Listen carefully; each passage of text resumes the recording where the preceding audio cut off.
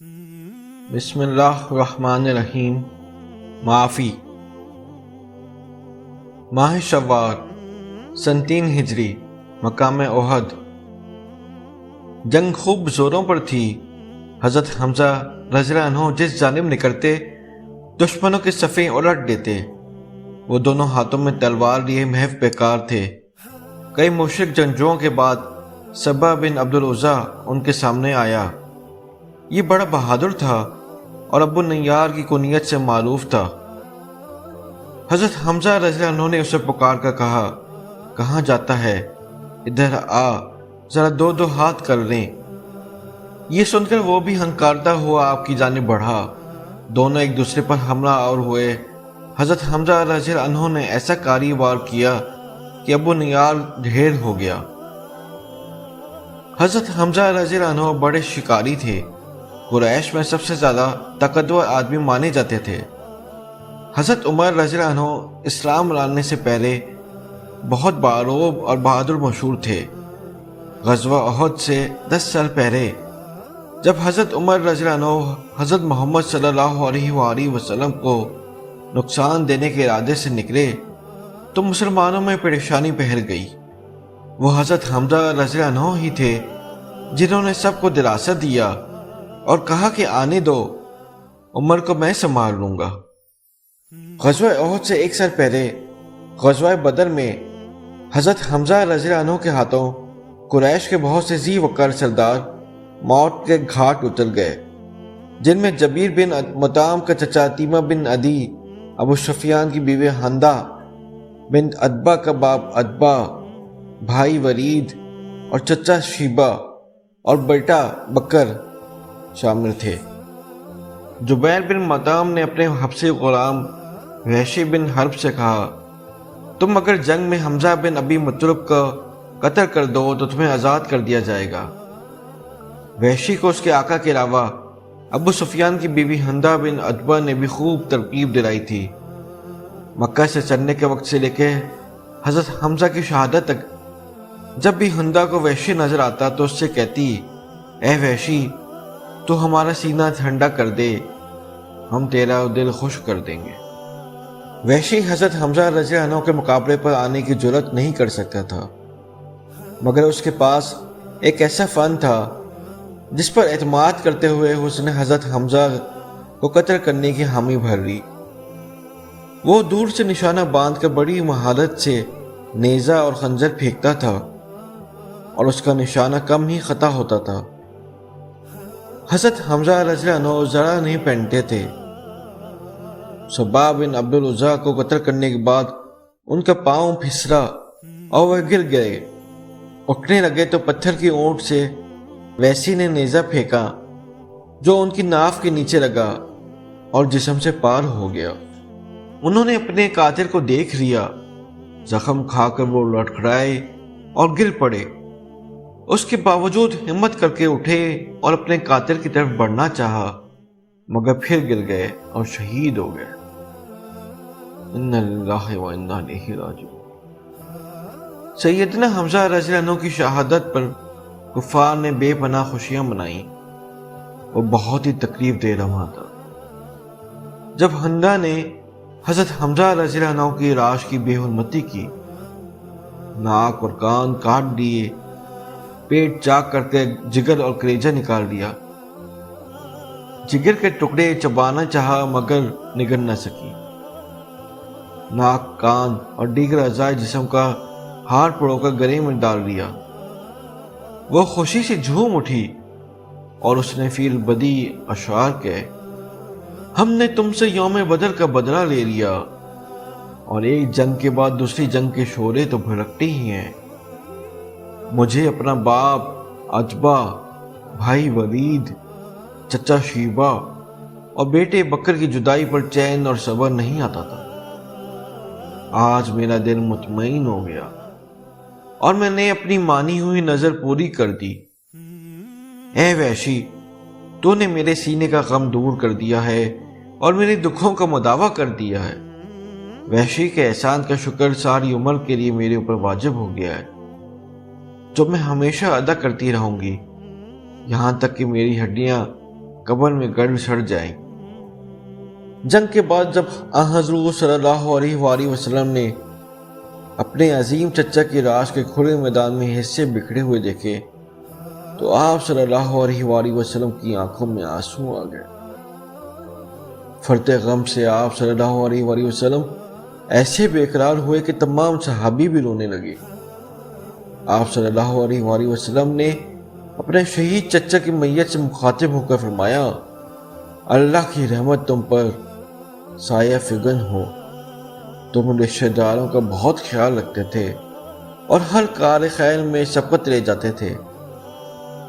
اگر مجھے صفیہ کے غم کا خیال نہ ہوتا تو میں تمہارے جسم کے ٹکڑے یہی میدان میں چھوڑ دیتا تاکہ انہیں درندے اور پرندے کھا جائیں اور تم قیامت کے دن انہیں کے پیٹ سے اٹھائے جاؤ۔ خدا کی قسم میں تمہارے بدلے میں کفار کے 70 آدمیوں کے ٹکڑے کروں گا۔ حضور صلی اللہ علیہ وآلہ وسلم کے اس ارادے پر اللہ تعالیٰ کی طرف سے آپ صلی اللہ علیہ وآلہ وسلم کو وحی کے ذریعے تذکیر کی گئی، اور اگر تم ان کو تکلیف دینی چاہو تو اتنی ہی دو جتنی تکلیف تم کو ان سے پہنچی، اور اگر صبر کرو تو وہ صبر کرنے والوں کے لیے بہت اچھا ہے۔ اس حکم ربانی کے بعد آپ صلی اللہ علیہ وآلہ وسلم نے یہ ارادہ ترک کر دیا اور قسم کا کفارہ ادا فرمایا۔ نہ صرف یہ بلکہ آپ صلی اللہ علیہ وآلہ وسلم نے لاش کے ٹکڑے کرنے سے سختی کے ساتھ منع فرما دیا اور حکم ہوا کہ ایسا ہرگز نہ کرو، حتیٰ کہ باورے کتے کے ساتھ بھی۔ حضرت حمزہ رضی اللہ عنہ کی بہن حضرت صفیہ رضی اللہ عنہ خبر سننے کے بعد مدینہ منورہ سے احد کی طرف روانہ ہوئیں۔ جب حضور صلی اللہ علیہ وآلہ وسلم کو پتہ چلا تو آپ صلی اللہ علیہ وآلہ وسلم نے حضرت صفیہ رضی اللہ عنہ کے بیٹے حضرت زبیر رضی اللہ عنہ کو حکم دیا کہ وہ انہیں میدان جنگ سے دور ہی روک لیں اور مدینہ واپس لے جائیں۔ جب ان کے بیٹے نے انہیں واپس جانے کے لیے کہا تو انہوں نے فرمایا، میں اپنے بھائی کے بارے میں ساری خبر سن چکی ہوں، میں جانتی ہوں کہ یہ اللہ کی راہ میں دی گئی قربانی ہے، میں جاہلیت کے طور طریقوں سے متنفر ہوں، میں نہ بین کروں گی اور نہ گریبان پھاڑوں گی۔ چنانچہ حضور صلی اللہ علیہ وآلہ وسلم نے انہیں میدان میں آنے کی اجازت دے دی۔ جب عزیز بھائی کے جسم کے ٹکڑے بکھرے ہوئے دیکھے تو آنکھوں سے اشکوں کی بارش جاری ہو گئی، مگر زبان سے اِنَّا لِلَّهِ وَإِنَّا إِلَيْهِ رَاجِعُونَ کے الفاظ ہی بار بار نکلے۔ پھر اللہ تعالیٰ سے التجا کی، اے اللہ، یہ قربانی تیری راہ میں دی گئی ہے، تو اسے قبول فرما۔ اس کے بعد حضرت صفیہ حضور صلی اللہ علیہ وآلہ وسلم کے حکم سے واپس مدینہ چلی گئی۔ حضرت حمزہ رضی اللہ عنہ کے جسم کے ٹکڑوں کو جمع کیا گیا اور کفن پہنا کر جنازے کے لیے صفوں کے سامنے رکھ دیا گیا۔